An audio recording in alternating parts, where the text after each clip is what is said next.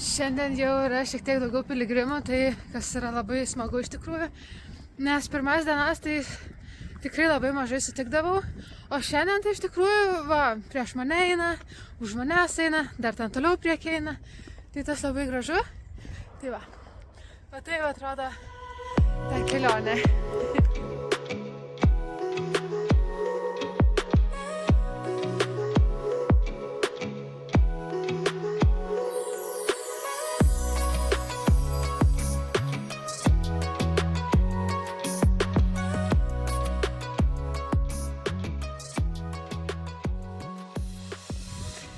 Hello! Taigi paskutinės 2 dienas aš keliavau šalia greitkelio. Tai viskas, ką mačiau, buvo iš vienos pusės mašinos.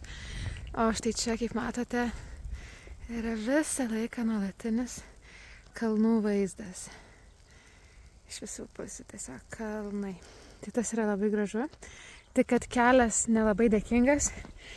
Neiti reikia asfaltu, nes asfaltas yra kojų žudikas. Tai žodžiu, reikia eiti čia. Ir tada mažiau skauda kojas.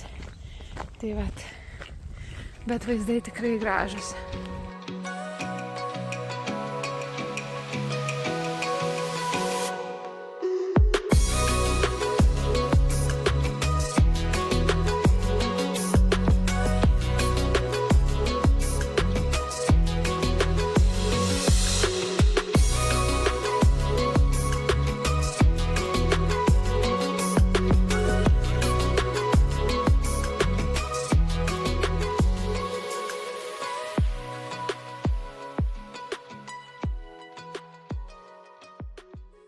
Palos. No, que la come ya también, si sabe ya que me la da. Ah, la come tu hija también. Y es muy grande, es el mediamisadistas. Y muchas veces me hacen empanadas. Taip atrodo mano albergė, miegu antram aukšte. Tai vat. Tokia mažesnė, paprastesnė šį kartą, nors 4 lovos yra tik 3 spintelės. Kaip skauda vaikščiot kojytes. Žodžiu, čia yra tualetas. Hello! Toks mini dušas. Nu va, ir viskas. Visas kambarys. Taigi dar vienas dalykas, kurio mokinuosi kelyje, jog tiesiog priimti save tokio, kokia esu. Neretai esu linkus susikoncentruoti į save, o kelyje tiesiog galiu mokintis pilnai priimti save. Tai reiškia jokio makiažo kiekvieną dieną, tai reiškia drabužiai visą laiką yra tie patys. Ir nesvarbu, jog vaikštų su šita skarele, kur nemanau, kad kada nors būčiau išėjusi tokia skarele, kur nors Vilniui tiesiog pasivaikščiot po gatves. Tikrai nebūčiau to darius. Bet dabar tiesiog galiu vaikščioti tarp žmonių ir nesukti galvos dėl to ir visiškai apie tai negalvot. Vaikštau su tokia tašyte per juosmenį visą laiką, kiekvieną mielą dieną. Ir taip pat nesuku savo galvos dėl to. Nors anksčiau irgi tikrai niekada nebūčiau išėjusi į gatvę, tiesiog taip. Tai vat, tai mokinuosi tų tokių, atrodo, labai paprastų dalykų ir tos meilės savo ir kuo mažiau iš tikrųjų koncentruotis į save. Bet tiesiog priimti tai, ką kelias duoda, priimti tiesiog kiekvieną dieną ir mylėti savo grožį, mylėti savo emocijas, mylėti tiesiog pačią save, tokio, kokia esu. Tai va, tai labai laisvina. O šiaip sunkiausias dalykas yra kuprinė. Tai, žodžiu, skauda pečius, skauda tiesiog viską čia labai nuo svorio. Ir tik tada skausmas kojų eina. Tai va, tai, žodžiu, esminis dalykas neprisikrauti daug, o jeigu jau prisikroviai, tai tiesiog išmesti ko nereikia.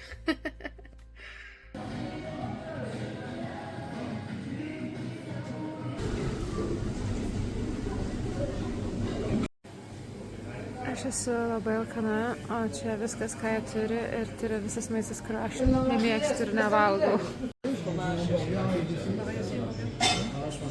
Vakarienės laikas.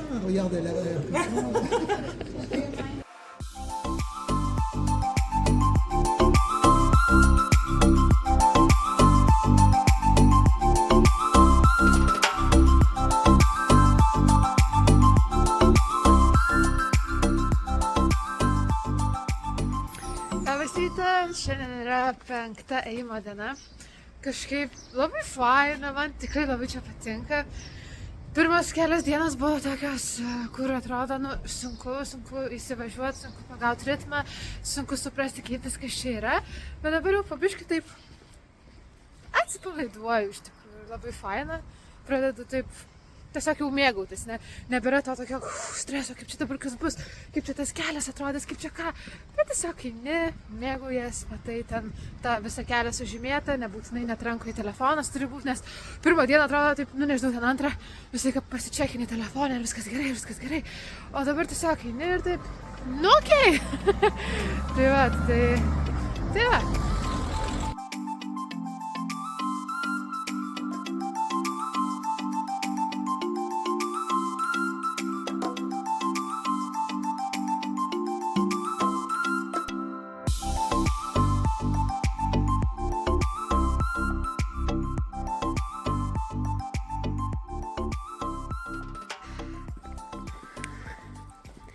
Žodžiu, aš esu kažkur tokiuose miesteliuose, kur realiai atrodo nei vieno žmogaus, nėra nei gyvos dvasios, tiesiog vaikštau, nei piligrimų, nei žmonių, nieko. Tai man kartais per tokias vietas būna nelabai jauku, kažkaip norisi biškį gyvybės, žodžiu, visokių vietų čia būna. Šiandien man labai sunku. Aš taip apsidžiaugiau, turėjau tokį entuziazmą, kad eisiu viena. Ir, žodžiu, aš einu viena. Ir aš nusprendžiau, kad geriau kelsiuos 5 ryto, kad aš neeičiau viena. Nes iš tikrųjų esu vidurį niekur. Realiai vidurį niekur, čia nei gyvos dvasios. Nei vieno žmogaus, absoliučiai nieko. Ir einu taip kuris laikas ir kažkaip biškį sudėtinga. Buvo tokia situacija, kad aš ėjau per vynuogyną ir nieko nebuvo, absoliučiai nieko. Ir tiesiog iš krūmų iššoko 2 šunys ir pradėjo bėgti ant manęs. Aš taip išsigandau, aš realiai pradėjau klykti. Ta prasme, aš neatsimenu, kad aš paskutinį kartą būčiau taip išsigandus, kad kūnas savaime tiesiog taip sureaguotų, ir pradėtų klykti. Aišku, tai šunis nieko nepadarė man ir iš tų krūmų išlindo jų savininkas. Nežinau, žodžiu, tai va. Tokia istorija. Ir aš šiaip jau išsigandau. Ir aš dabar vaikštau ir galvoju, niekada nežinai, kas tavęs laukia. Niekada nežinai, kas už kampo tenais išlys, neišlys. Ten bus žmogus, nebus, bus šuo, nebus šunio.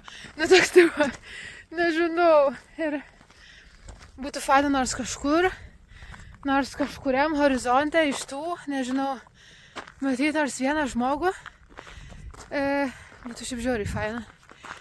Tai va, bet visą, ką aš matau, tai va, iš tavo žmogų, iš tavo. Marija, savo šešėlį. Tai va, tai keliauju aš, šešėlis, Dievas ir, žodžiu, keliauju kažkaip.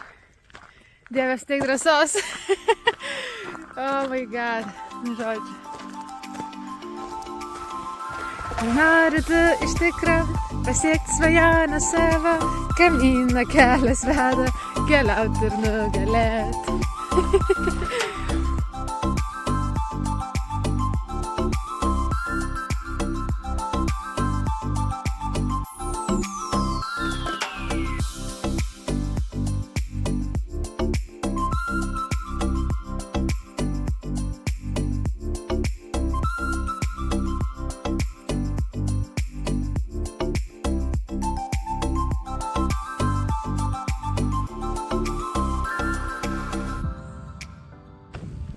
Taigi, nauja patirtis prasideda jau šiandien.